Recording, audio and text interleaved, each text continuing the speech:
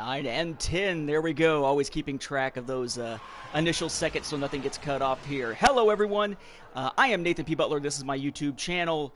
This is the Battlefront Livestream podcast, as I call it. Not a podcast because it is released through podcatching software like, say, the podcast app for iTunes or anything like that, but because it is podcast in format. Trying to move my table there so the cat doesn't get on it. Podcast in format, more discussion than it is about actual skilled gameplay, because God only knows. For what it's worth, on this channel, if you're a new viewer, you will find things like From the Star Wars Home Video Library, a comprehensive look at Star Wars U.S. home video releases, plus some from outside of the country in depth. You'll find reviews for Fantasy Flight Games material from the various miniatures games and RPG and whatnot, live streams of Battlefront, and you'll find a full Let's Play of the story missions and whatnot, including DLC from LEGO Star Wars The Force Awakens. In this case, the cat is totally checking out those TIE fighters and freaking out as they fly across the screen. She can't even hear them. I, of course, also host Star Wars Beyond the Films with Mark Hurleman, which is a Legends and Canon Star Wars podcast, and I host Cloud City Casino, a Star Wars gaming podcast with Michael Morris, both over at StarWarsReport.com, and my Star Wars Timeline Gold, the most comprehensive Star Wars chronology available anywhere, is going to have its 2016 edition released on October 17th. That, of course, is at StarWarsFanWorks.com/timeline. All right, so I jumped into this a little bit earlier to answer Matthew's question here for about 10 minutes at most. The whole point, hey Darth, actually 2 Darths, was to just get in and kind of see how things had changed and make sure that the update had taken, that the connection was solid. I did not play the new mode yet. This is going to be my first chance to do that, but I do want to show you what I've seen here as far as changes. So, you come in, your initial screen here is normal. You will find, though, that there are some new things in the diorama, new things to unlock. Let's check out the diorama first because it's useless. Wait, did I say useless? Yeah, it's pretty freaking useless. I'm sorry, we have a new kitten here, Casima. Yes, named after one of the clones from Orphan Black that Tatiana Maslany plays, who just won an Emmy for it. She's just darting around like crazy. But yes, we basically have with this a minor game update in general, plus, of course, the Death Star DLC being released for Season Pass holders. So for Season Pass holders, to quote the old Star Wars gangster rap, we got Death Star, we got Death Star, we got Death Star. Up, and the cat is now trying to... Oh, nope. No, you don't, you little shit. The cat just tried to get up on the computer desk. Yeah, not so good. So we have some new additions here, new little diorama piece. We have Bosk, we have Chewbacca, and then we're right back into the ones we already had. So there's only 2 new diorama pieces, one for reaching rank 75. The new cap is 90. Previous cap was 70, so that's 20 levels of leveling up to go. And then use all the star cards, get a kill with every weapon for the Death Star DLC, very much like we got with the other 2 DLCs here. Okay, so not a lot for that. We'll be going through some patch notes here as well. I'm sort of keeping an eye on things. We've got a pretty frantic day going on, but now that we're at the lunch hour, most of the students are going to be eating and otherwise kind of going back and forth to classes rather than working online, thankfully. So I've got a little bit of a breather midday to check this out. I'll eat while I work, whatever. We'll use the lunch hour to do this. All right. You go to collect also under unlocks, and you'll find, come on, you can load. You can do it. You can do it. There we go. Several new things here. We have some new star cards and a new way of going about it. We now have store, hand, and second hand. And your hand now includes your trait card off to the side. So the old trait is gone. I'm going to use Survivalist. That's my favorite one. For both of them. So if you already had a trait card set, understand you're going to have to reset your trait card as part of your hand now because the trait card slot no longer exists as a separate menu item over here. Store will let you pick up the individual items here that you need, and you can now scroll between or choose between locked or unlocked items, though not necessarily ones that aren't upgraded yet. So like Thermal Detonator needs an upgrade. I go to locked, it's only going to show the ones that I don't have at all. Man, cat, you are just pissing me off. Now she's playing with a disc that apparently fell on the floor. She was behaving fine until I tried to stream. Then we have These two, we have Medical Droid, which just kind of stands stationary, sends out pulses to help with star card recharge rates.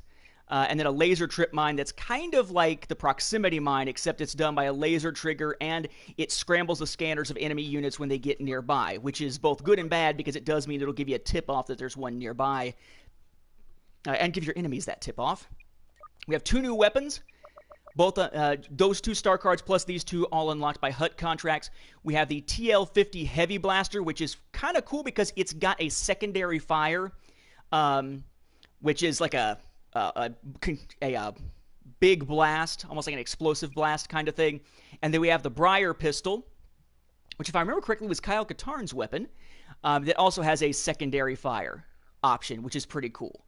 So we've got 2 new weapons, 2 new star cards. Each of those 2 new star cards has an upgrade available, which means we're looking at 6 new HUT contracts, which can also be sorted by locked, unlocked, etc. I'm curious if they've fixed...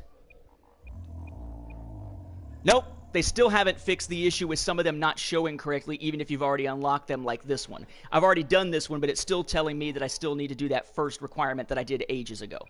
Whatever, they're probably never going to fix that shit. But let's go to locked. Okay, so we have Dark Enforcer, that's going to get you the Briar Pistol. Imperial Instrument, that's going to get you the new Heavy Repeater. Laser Trip Mine and Medical Droid are Sapper and Surgeon, respectively, and then there's a version 2 for each of those. Thankfully, even though the upgrade ones are 8,000 credits each, the base version of all 4 of them, only 3,500. I've been saving up some cash, so to speak, for this.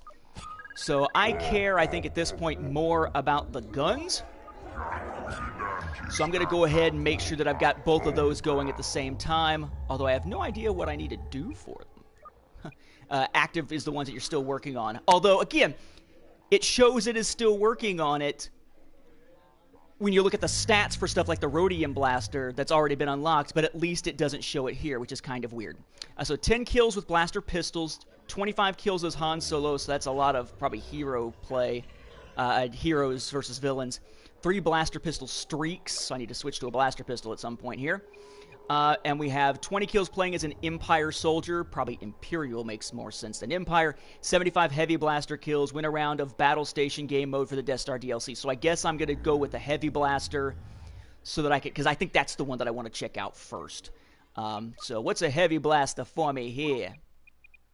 Given the fact that I've never really cared about them. We have the DLT-19. That's probably the one that I'll wind up going with. I don't know. Yep, DLT-19 it is. I call it the drill gun. Appearance has also changed. You now have your Rebel and Imperial and emotes to choose them. It shows it differently over here. Instead of having it down at the bottom, it shows you which face button or D-pad button you're using for the emote there. But for the appearances, that has significantly changed. You can now change the head, helmet male, helmet female, and the body separately, which is kind of nifty. And, I mean, not as much for Imperial. For the Rebels, you can change the head quite a bit. Body-wise, you can change the way they look.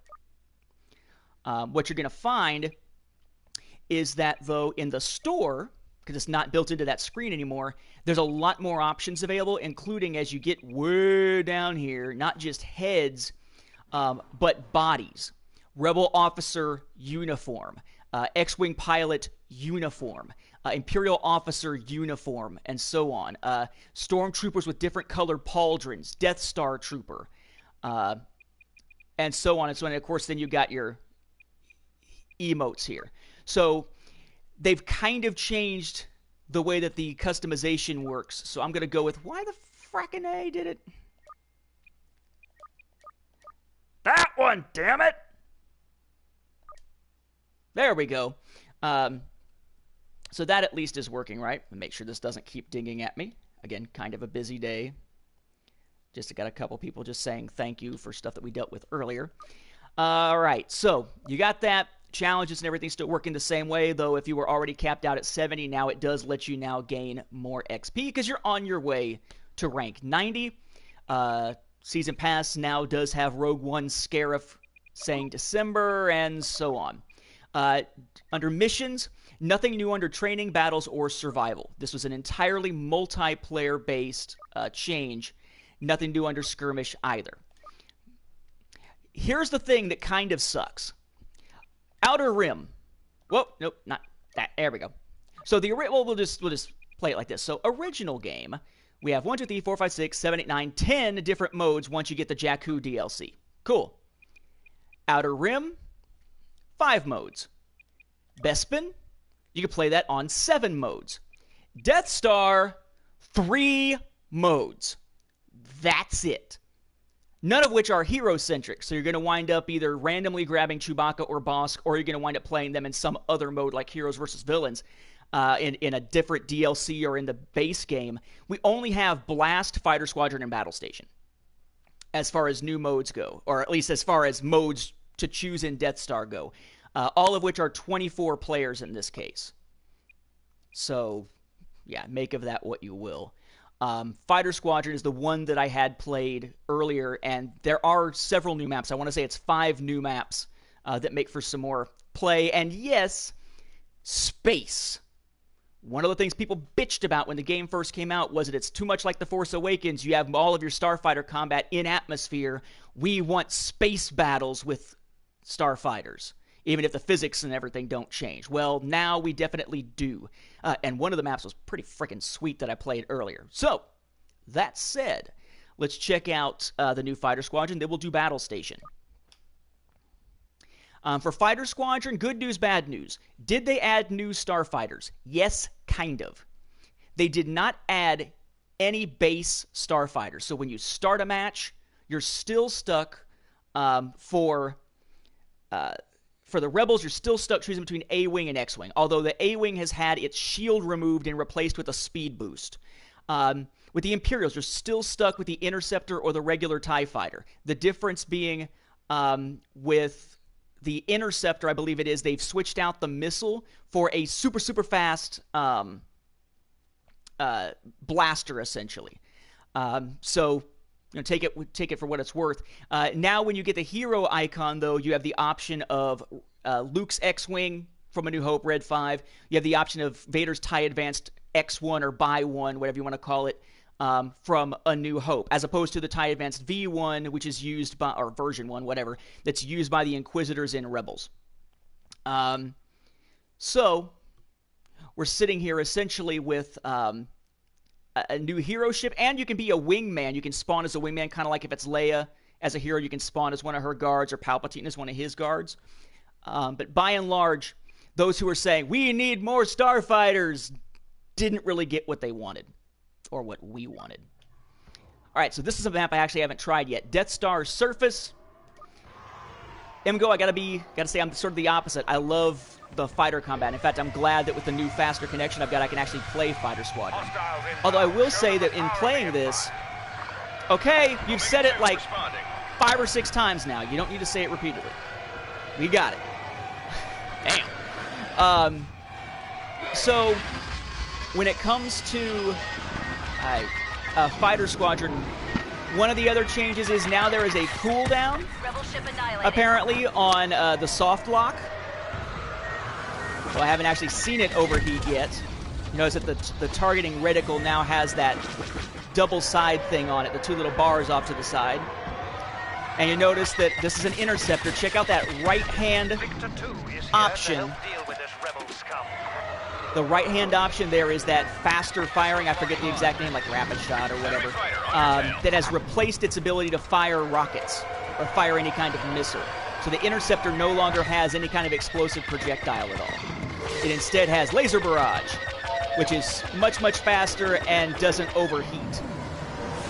Let's see. Thoughts on Pokemon Go? I've never played it. I won't, but my wife played it for a little bit and thought it was all right. Played Rogue Leader on GameCube. Yep, played all the old Rogue Squadron games. In fact, I was one of the people kind of suckered into the original Rogue Squadron on N64, where you had to buy the memory pack for the game not to suck. This is no longer amusing. Now, where is that frickin' Y-Wing coming from? behind you. Fighter critically damaged. Notice also I was not able to choose a cloud car to start here, which makes logical sense if you were in space. Cloud car.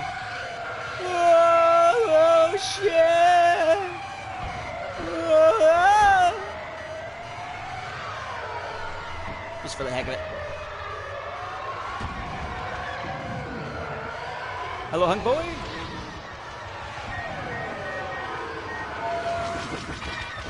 Oh, that didn't work. No, I'm not. Haven't heard of it. Haven't not heard of Hello Greedo.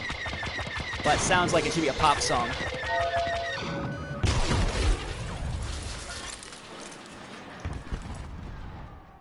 All right, let's see the TIE Fighter. I believe the TIE Fighter remains unchanged.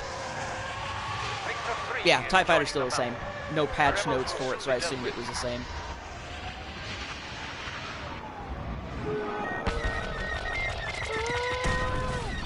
Here we go. It is good, hunk boy. It is busy, but good. Up, and I just wasted my rocket tube. Frigate A. I want to know what planet it is that we're circling here. Wrong way, trooper. Is that supposed to be Geonosis? Perhaps?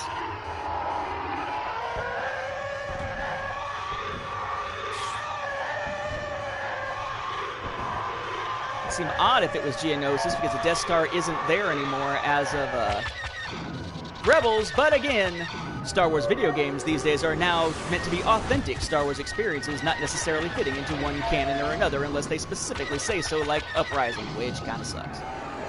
Okay, I'm not able to lock onto that guy. I'm assuming it's because my soft lock timed out. And these do seem like they're fairly large maps, so I have a lot of time spent, like, I need to get to the enemies. Which kind of stinks. And boom, dead. Howdy, snowman. There we go. Notice here, this is a match that's going to go to 400, presumably. And here we are. We've only got 3 minutes left. We're only at 200. That's what I was going to say earlier. This is the first time when I played earlier that I think I've ever seen a fighter squadron match go down to 0 time left and have it be determined by whoever's got the most points at the end of the match, which is kind of crazy.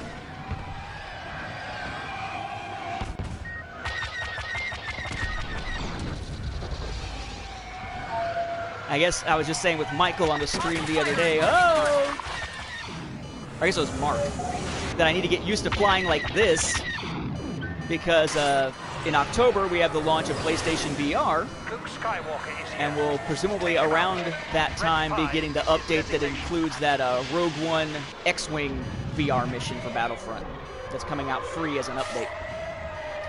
And thank you, Hunk Boy. I don't get to play Armada nearly as much as I would like. Most people seem like they tend to focus on playing X-Wing, which makes sense because X-Wing has more stuff out for it. But still. Hello, random. Oh, gonna die.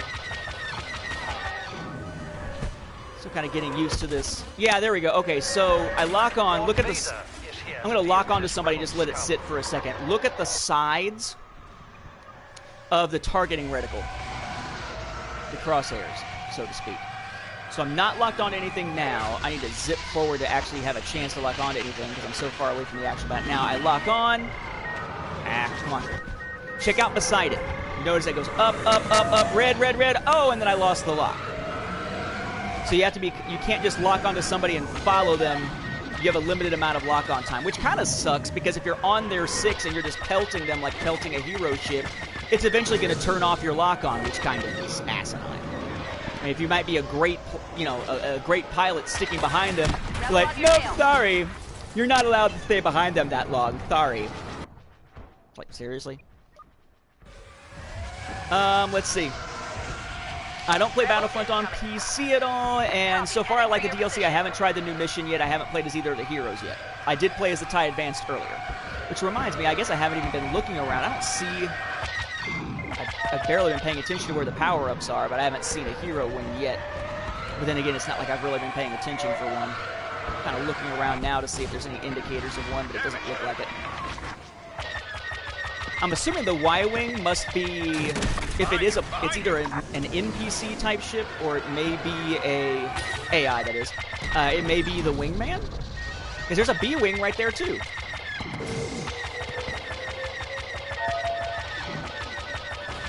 Oh, that sucks. Even when you turn on rapid fire, your weapons don't do a cooldown.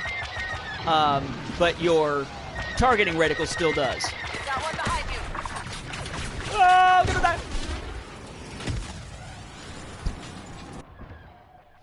that. We'll be watching Rebels Season 3 when it starts, yeah. Next from the Star Wars Home Video Library episode, whenever I get something new, I've got 2 things coming in the mail, but they haven't showed up yet. How do you shoot them so easily? I'm used to it, I guess. I mean, I played it quite a bit. I just do a lot of, frequently holding down the targeting reticle, or at least tapping it at this point to see if there's anybody to lock on to. When I lock on, stick with them, pepper them, that kind of thing. I am going to leave this so I can try the Death Star one here. I don't have a ton of time to run through the stream here, but I wanted to at least get on here and give you as much as I could. While it is taking me back, here's what we've got. 5 new maps set on or around the Death Star. New game mode, battle station, new weapons already shown, new star cards already shown. New heroes, Bosk with microgrenades, predatory instincts, toxic escape, and Trandoshan regeneration. Chewbacca with multibots, mighty roar, ground slam, and furious firing. New vehicles, as mentioned, Red 5, Luke Skywalker, TIE Advanced Vader, and the ability to spawn as wingmen. The X-Wing has shields, proton torpedoes, and R2-D2 repair. That is Red 5. The TIE Advanced X1 has shields, speed boost, and relentless assault, which is a lot like the rapid firing there. The general changes: soft lock on vehicles overheats now. Vehicles, if you collide with another vehicle, it's small damage, not automatically destroying each, which is nice. Interceptor, as I mentioned, has had the missiles removed in favor of the new rapid-fire laser barrage. A-Wing shields replaced by a speed boost. They fixed some bugs in skirmish. They have... interesting. So apparently, the certification for stormtroopers to remove their helmets in combat has been withdrawn. So does that mean that... I would assume that means that in, like, Blast, even if you've chosen a different helmet for your Imperial, you're still going to be wearing a helmet? That's kind of stupid. If you've chosen, like, not to have a face instead of a helmet. Let's see, general stuff. They've done some tweaks for Fighter Squadron. They've added those abilities to check out your different unlocks based on what's locked and what's not. Slight tweaks to sonic binoculars, back to bomb, and the way that you equip the traits, which we already saw there. Slight updates to all traits with some new abilities. In some cases, it's making them weaker, like Escape Artist. In some cases, it's making it stronger. New power-ups added to Fighter Squadron to essentially create wingmen for yourself if you pick it up. AI A-Wings added to Fighter Squadron. Some bug fixes.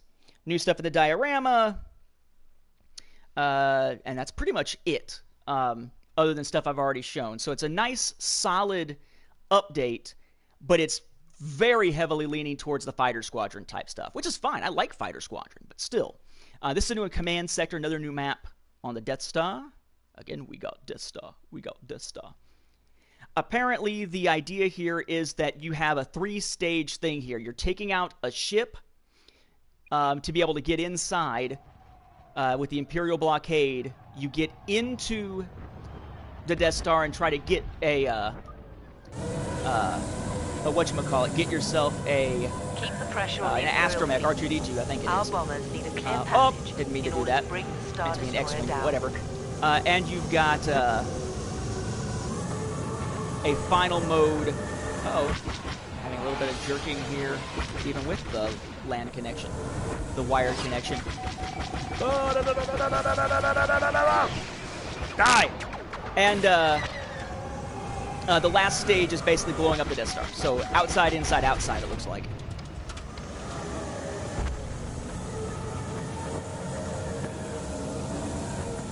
assuming that the Y-Wings are going to attack the Star Destroyer.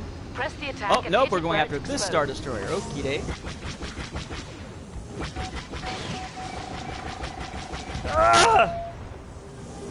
So it looks like sort of a... It's Walker Assault in space! Not going to do a Arvil Cernid, or however you say his name, and do a header into it just yet. Are the controls fluid? They're as fluid as they were before. They're unchanged. Despite the fact that now we're outside of atmosphere, there is no change to the control scheme. So, for better or worse. And this will probably be the only match of this type that I'll do. I may do another stream later because I want to make sure to get back and check on emails and the like. Again, this is kind of like my lunchtime when many of the students are eating lunch. So I generally don't have questions come up or anything, even though I still keep it nearby. There'll be another window in the afternoon where most of the students are leaving school, going home, where very little happens, where I'd be able to probably pop back on and try another stream. Just so you know. And that other stream I'll dedicate probably almost entirely to just a couple of hero villains matches to show you the new hero and villain, which I haven't played as yet.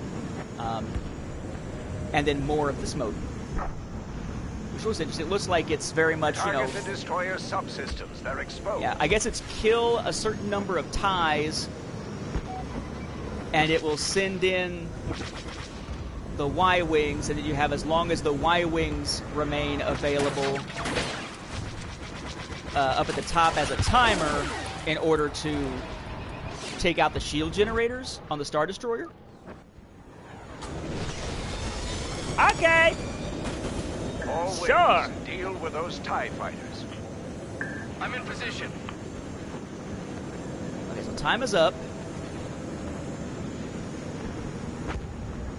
Alright, time is up. Fighters are recovering.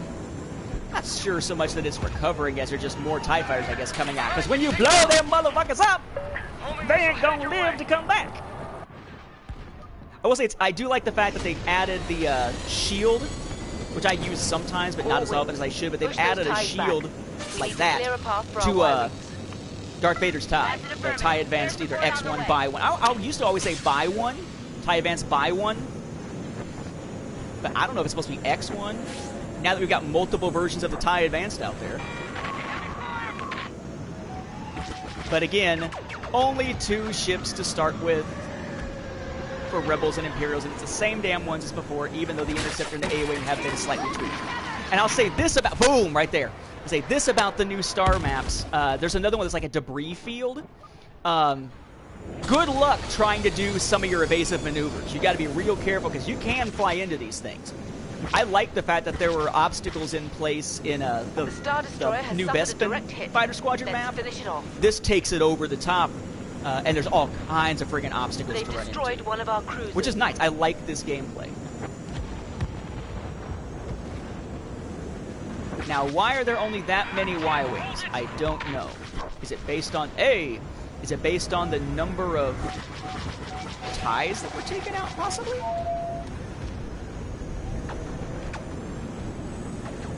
I hate the fact that your freaking targeting reticle has to cool down. That is so annoying!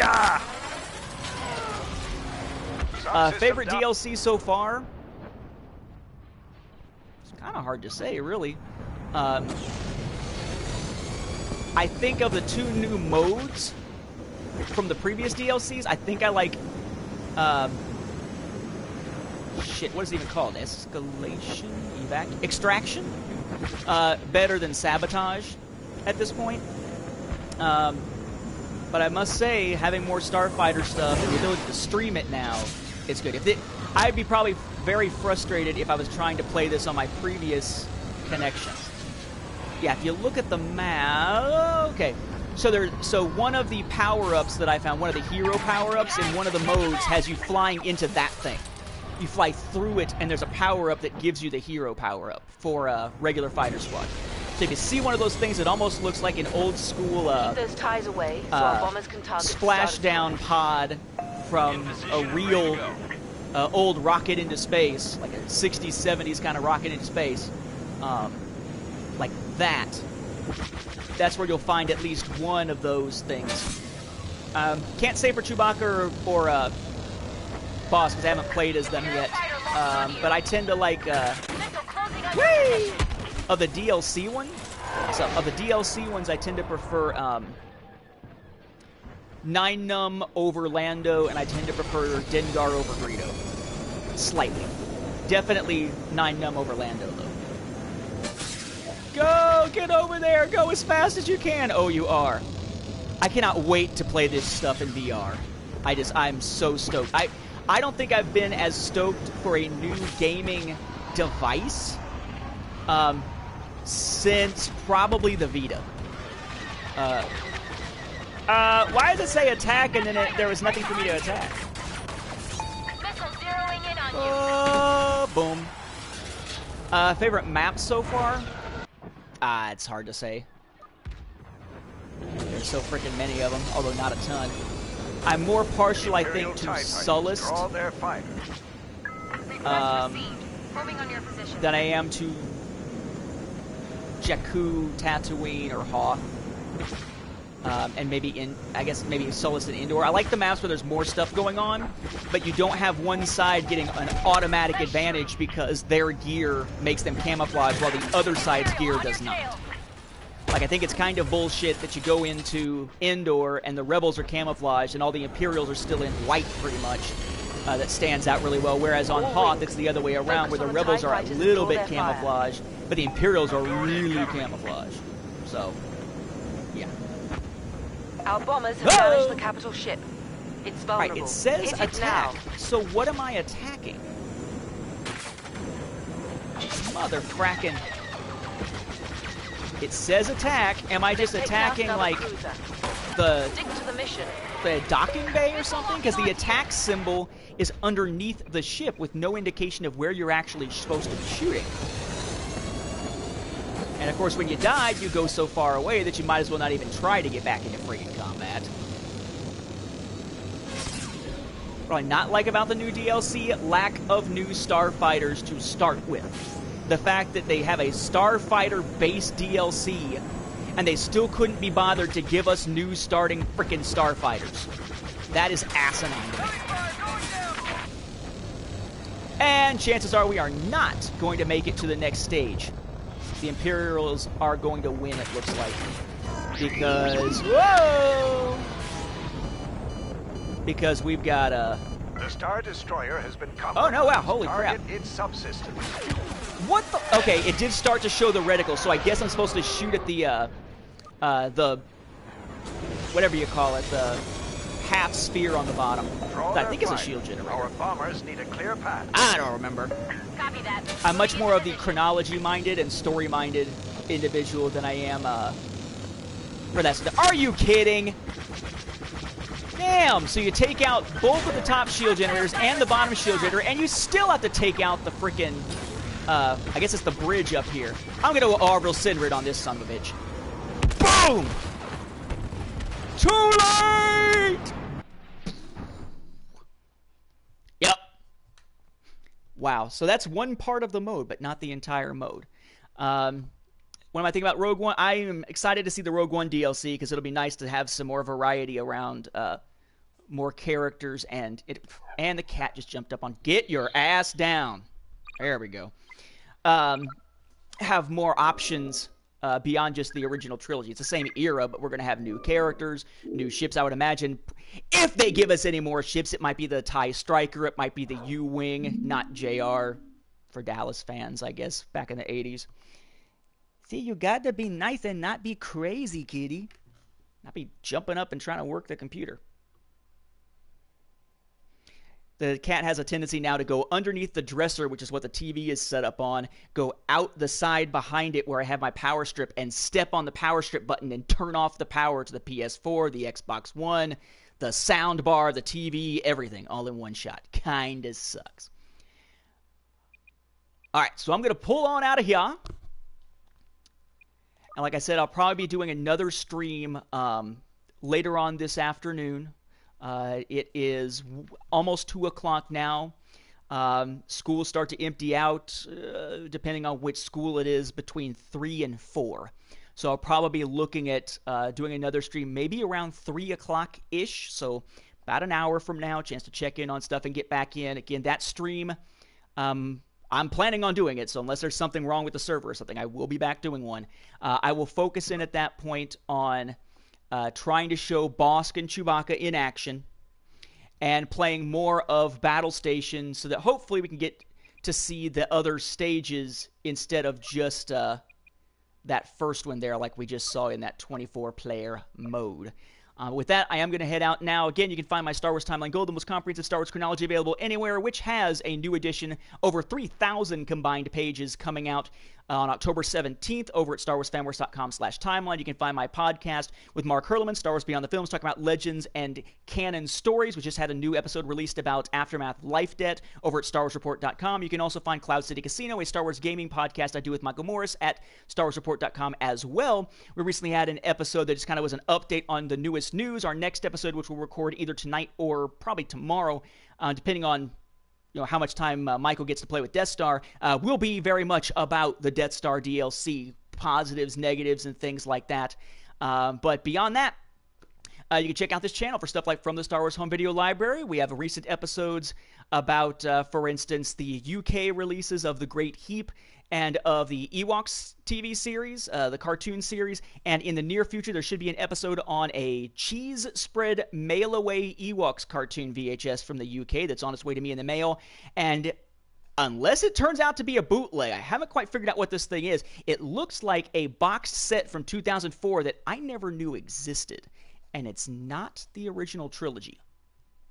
Yeah, it'd be kind of interesting to see that. But those are all coming up later on the feed. And, of course, as new things come in for Fantasy Flight Games, those will go up as well. So thank you for watching. Hope you check out the feed. Subscribe if you would, if you want to get more of the Star Wars content. But I will be back in about an hour to check out more Battle Station and heroes from the Death Star DLC here on day one. Thanks, everybody.